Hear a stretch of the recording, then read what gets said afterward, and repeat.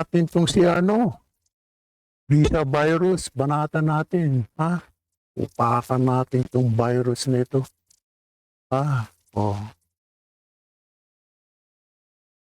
But please, can you please tell me and tell my listeners, ito mga nakikinig mo sa atin, nanonood sa Facebook, Madam, ang galing-galing mo magsalita, isole yung 60 million, isole. Oh. Madam, Madam Virus, ang galing mo palang magsabi ng isole ang pera, ha? Yan, papanatang ka ni Erwin, ha? At tingnan mo ang banat niya. Nako, matindi yan. Now, let me ask you this. Ano na ho nangyari doon sa pinapasoli naman sa iyo na Commission on Audit noong 2017, ay noong 2015, nung ikaw ay Board of Director ng PhilHealth? Umabot sa 1,760,000 na mga bonus at allowance na pinamudmud ninyo sa mga sarili ninyo.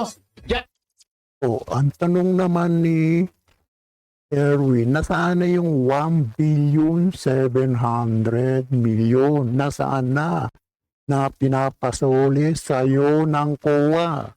Ang galing mong magsabing isole. Ikaw, sinusoli mo ba? Ayan, galit na galit si Erwin. Panatan pa natin itong upal talaga. Mga kurako talaga na high blood ako. PhilHealth bilang mga opisyal. Ipaliwanag mo nga, May approval ba ng palasyo yun? Nabigyan nyo ng mga bonus yung mga pagmumukha ninyo?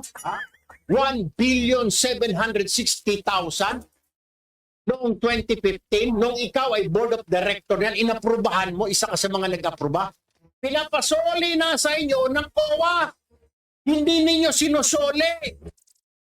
Pinapasoli pala sa inyo ng COA. Kapal talaga, ni Virus. Ayaw isoli.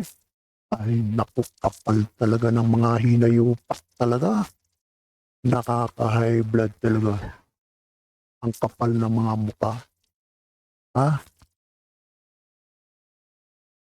Napakinggan nyo ba yung sabi ni BBM? Mahiya kayo. Mahiya kayo.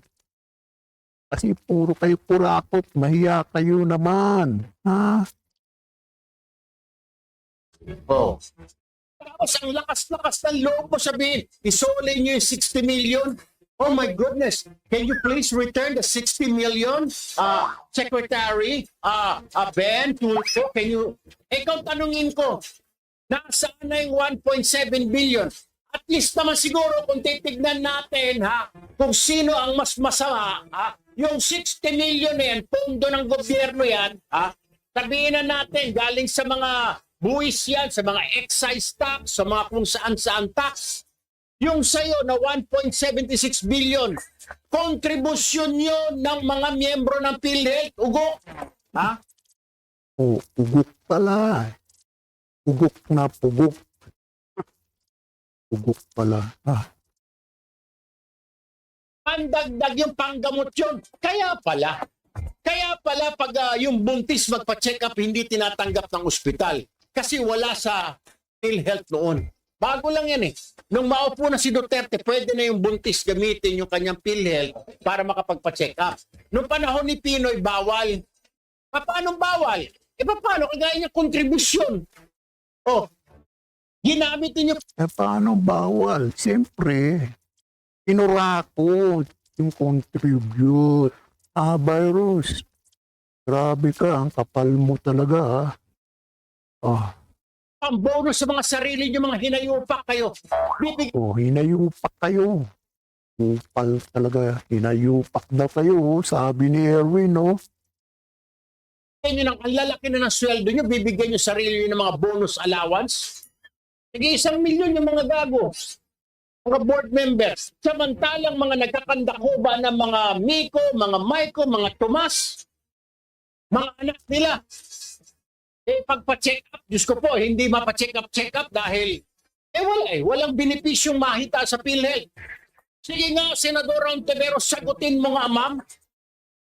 Bakit mananahimik ka? Magaling ka lang magpuna-puna ng mga isoli nyo yung pondo 60 million. Ikaw ngayon tanungin ko, nasaan na yung 1,760 million na pinamudmud ninyo sa mga sarili ninyo? Oh, ang tanong ni Erwin, nasaan na yung 1,700,000,000? Nasaan na? Billion? Naku. Anak ng kupal talaga. Billion? Nasaan na kaya, no? Ano kaya nangyari? Sagutin mo nga, virus. Bilang opisyal ng PhilHealth noong 2015. Nasaan na? Pinapasoli na sa inyo ng COA, subalit hindi pa ninyo sinusoli.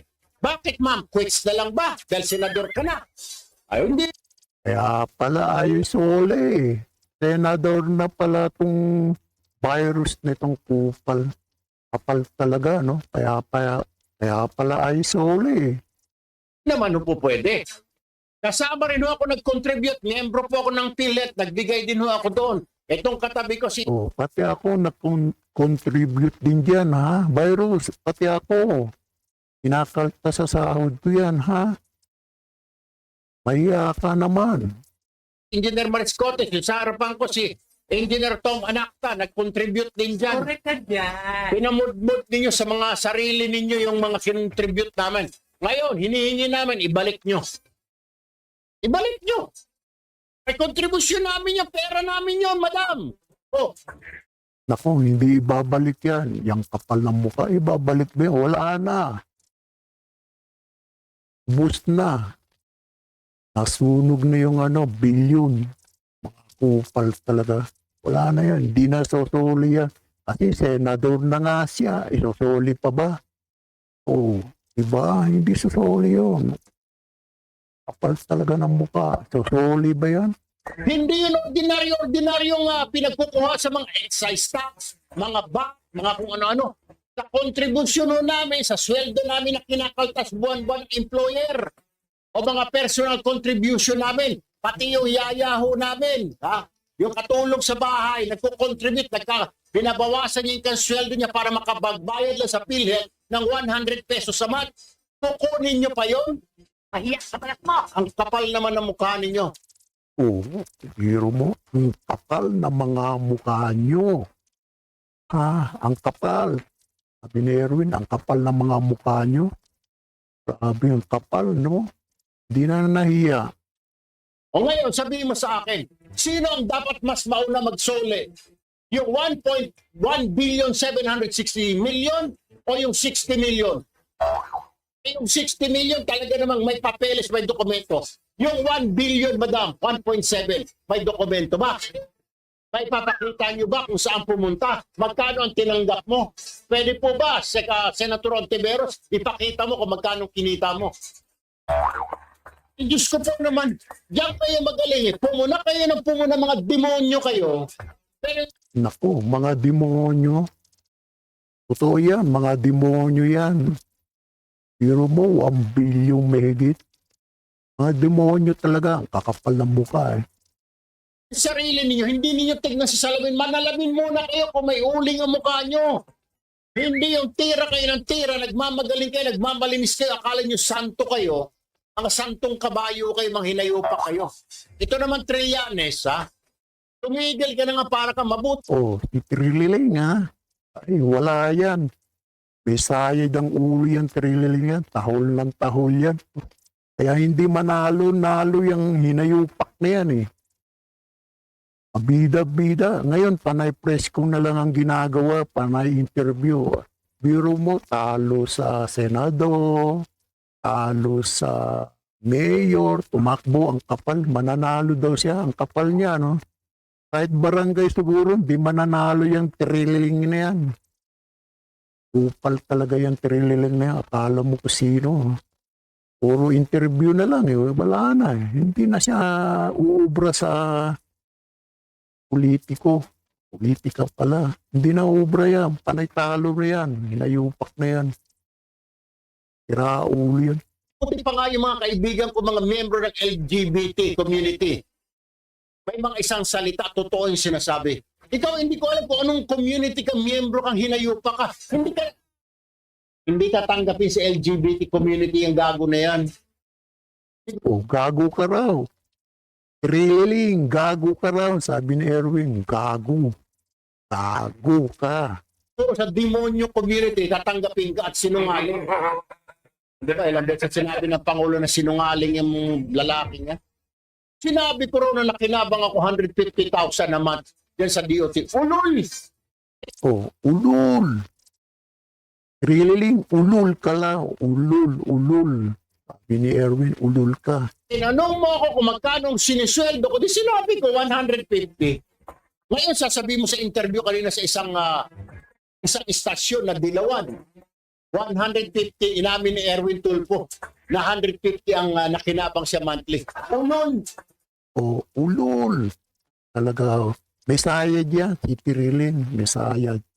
Tahol ng tahol yan, kaya hindi manalo eh. Puro forma. Kahit barangay captain yan, di mananalo yan.